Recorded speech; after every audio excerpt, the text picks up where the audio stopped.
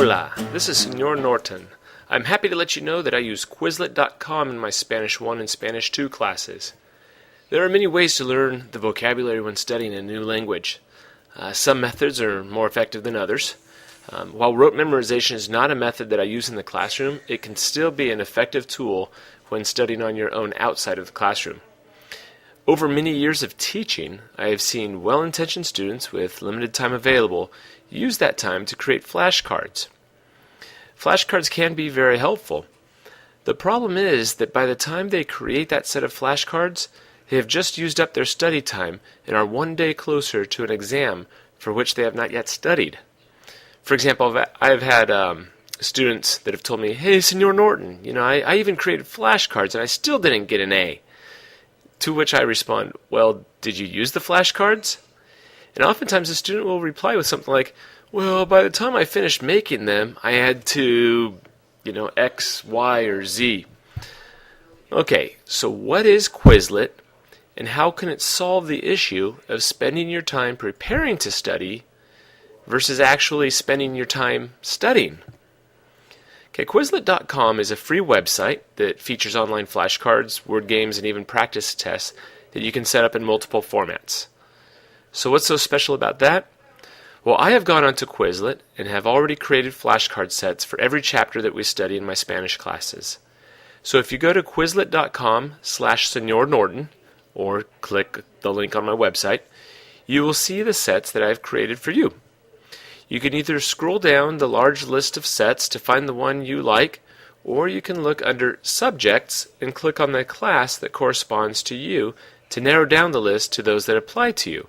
For example, if you're in Spanish 2, you might not necessarily want the Spanish 1 flashcards, or maybe you do if you want to review, or if you're in Spanish 1, you may not need the Spanish 2 flashcards, so you would just click on Spanish 1 under Subjects to only see the Spanish 1 flashcards. Anyway, once you select your set, you can start studying the digital flashcards right away. Look here. Note the icons on the top left corner of the card. You can expand the cards to show them full screen. You can set the cards to shuffle so that they go in random order.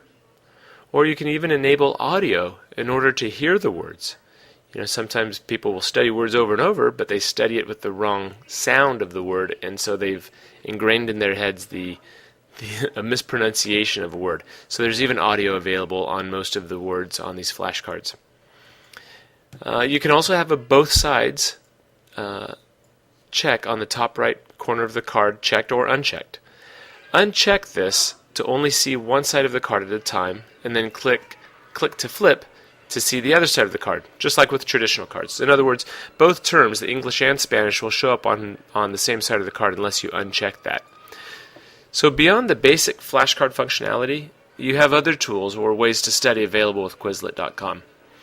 At the time of my making of this video, they have, in the Learn category, in the Study category, they have Speller. And with Speller, you basically listen to the word, you see the English equivalent, and you try typing it in. Remember, accents always count in my classes, so make sure you get those accents on those words when you practice them.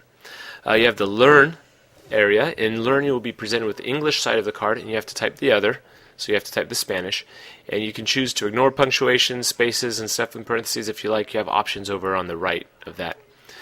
Also, another mode is Test Mode. In Test Mode, you can set up a practice test in whatever format you like, including written, matching, multiple choice, or true-false. Most of my vocabulary quizzes are matching. They're just simple matching quizzes. So I would suggest that you practice with the matching option if you are studying for a quiz. If you're studying, to really know the words, hey, try all the different options. It'll really help you out. There are several options on the right side for you to manage, and if you go down to the bottom of the screen, you can even print a copy of these practice tests so you can practice doing them, in a written format. Outside of the Study category, you can try your hand in the Play Games category. Scatter is a fun one that allows you to match up English and Spanish words. You can try out Space Race when you have time. I'm not going to talk too much about games right here, but if you create a free account on Quizlet, you can even compare your scores with other users of my flashcard sets. You can go on, you can have little conversations back and forth with each other, or see who's getting the most right in the different games, or who's playing space race the fastest or whatever.